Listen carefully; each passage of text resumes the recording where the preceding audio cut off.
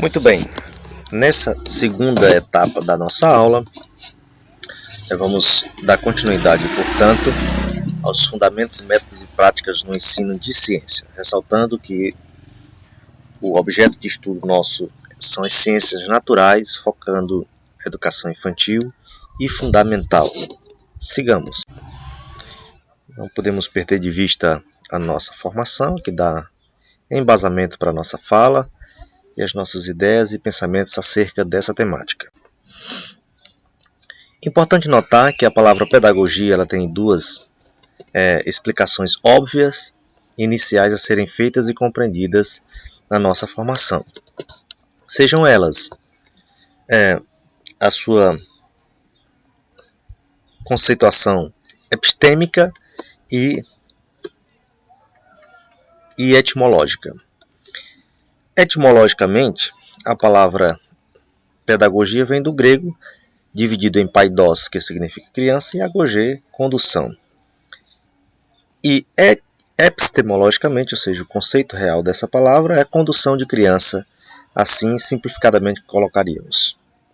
Para tanto, nós aqui acima temos outro conceito construído bem mais completo. Refletir e agir para o desenvolvimento humano numa perspectiva de compreender a pedagogia como uma área que não se limita tão somente à sala de aula, mas à coordenação pedagógica, à direção de escola, de projetos, pedagogia empresarial, pedagogia hospitalar, brinquedotecas, RH de empresas, entre outros espaços de atuação da pedagogia, do pedagogo, da pedagoga formada.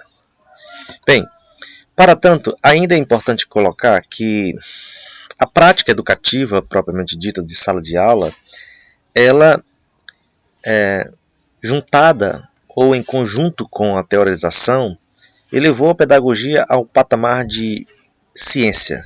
Portanto, não há ciência sem perceber a teoria, aquilo que é mais relevante no campo acadêmico e aquilo que é demandado da prática no dia a dia em torno da educação.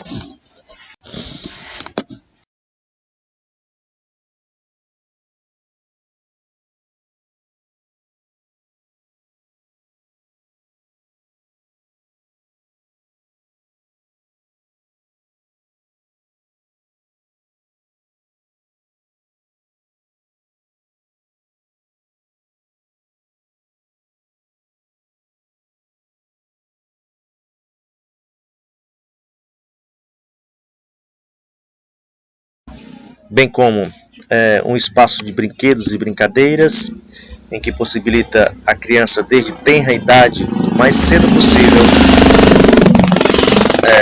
aprender de cores, de objetos, de tamanhos, de organização e de funções dos objetos.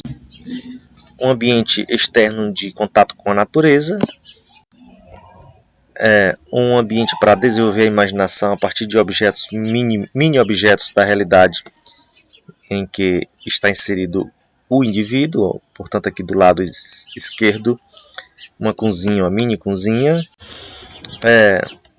a interação por meio de brincadeiras, sobretudo brincadeiras que têm a movimentação corporal, como é o esporte, que possibilita a socialização do indivíduo, bem como o seu desenvolvimento psicomotor. Além do ambiente escolar ser taxado como uma escola que parece uma escola, ou seja, ambientes configurados, desenhados, ornamentados com situações de aprendizagem, desde os corredores e ainda o hall da entrada da escola, um ambiente aconchegante, acolhedor para os pais, familiares e os alunos em sua chegada. Além do refeitório, com cadeiras e mesas adaptadas e alimentação saudável, diversificada, nutritiva e um tutor coordenando os trabalhos, bem como a ornamentação do banheiro com atividades ou ornamentação que leva para a ação. E aqui uma sala de aula, que segundo Forneiro, numa publicação de 1998, coloca que o ambiente fala mesmo que nós nos mantenhamos calados.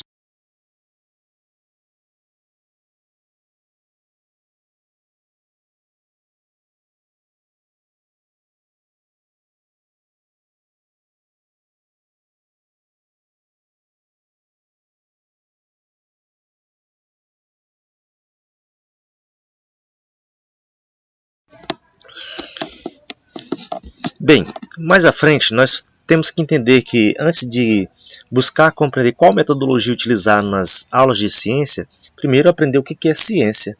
É preciso que nós tenhamos e saiamos desse momento aula com uma compreensão pelo menos razoável do que é ciência. E aí faço entender que ciência é uma verdade, é uma certeza.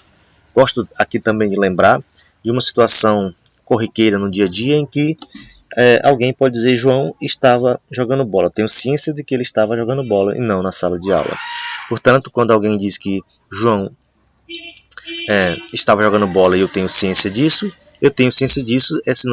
essa expressão é sinônimo de eu tenho certeza disso. Portanto, ciência é um conhecimento em que se tem certeza. Bom, válido ainda colocar que ciência não é uma certeza absoluta, mas é uma certeza aceita por aqueles que se comunicam, né, por dada comunidade. Não é uma certeza absoluta em hipótese alguma. Portanto, é uma certeza até que se prove o contrário. A ciência, portanto, nesse sentido, ela se alimenta, retroalimenta, se desfaz, se refaz, né, se constrói, se destrói. Por quê? Porque não é uma certeza absoluta. Bom, e assim nós vamos aprofundar essa discussão quando nós buscamos saber com suas especificidades. A ciência ela tem um jeito de fazer. Por exemplo, não é um conhecimento científico se não for factível, de dúvida, de melhoramento ou de descartar por inteiro dado conhecimento. E isso se faz pelo método da averiguação, da experimentação, da dúvida. Quais as diferenças entre ciência e cientista, bem como quem são os cientistas, por que a educação científica é importante para a formação da ciência. E aqui eu trouxe à tona duas imagens de coruja. A coruja como um animal que simboliza a ciência em três aspectos pelo menos. O da paciência, a ciência se faz com paciência, né? Não é da noite para o dia, não é um estalar de dedo. Se faz com observação constante, como bem faz esse animal. E uma outra terceira e não menos importante característica, ciência se faz com capacidade de adaptar. É um animal que se adapta ao ambiente de maneira que o ser humano praticamente nem o consegue ver se ele não se mover. Ele se adapta à escuridão, ao momento ali e ao espaço. Bem, o José Carlos Libânio, um autor do livro Didática e Educação, em 2004, publicou essa visão aqui da escola atual, que é uma articulação de atores que se mantém com outros atores, desenvolve atividade intencional, criando memória de presença no contexto, e ele diz que o contexto físico por si só não faz escola. Para que um edifício escolar seja uma escola, são necessárias diversas condições. Uma escola é um contexto social constituído por atores que partilham metas e memórias por indivíduos em interdependência com o contexto que constrói intencionalidade educativa. E assim, só para fundamentar melhor ainda, no dicionário, ciência é um substantivo feminino que vem do latim scientia e significa o quê? Conhecimento, ou conjunto organizado de conhecimentos relativos a um determinado objeto, especialmente os objetivos mediante a observação, a experimentação dos fatos. Um método próprio tem uma relação direta com informação, com conhecimento, com notícia. E aqui, como nosso foco ciências naturais, são aquelas que, dentre outros, tem a biologia, biovida, logia, estudo da vida, a botânica, que é o estudo dos vegetais, e a zoologia, especificamente o estudo dos animais, dentre outros que nós veremos, que tem como objetivo o estudo da natureza. Bem, mas nem sempre foi assim. Em 1950, tão somente que no Brasil começa a ser discutido a ciência ou a aplicabilidade da ciência. Nós vamos recordar que em 1950 o presidente era Juscelino Kubitschek e a Constituição de Brasília em voga. E buscava-se construir mão de obra barata, sobretudo mão de obra técnica nas escolas. E aí, nesse sentido, que surge a demanda por ciência. A LDB, a Lei de Diretrizes da Educação Brasileira, fundamenta o ensino da ciência desde cedo, na educação infantil fundamental, bem como os Parâmetros Curriculares Nacionais, que são os PCNs, de 1997, além de autores da ordem de grandeza como Magna Soares, em 1998. Bom, por enquanto é isso. Não obstante, nos vemos na próxima aula, no terceiro bloco. Não obstante, viva a vida viva.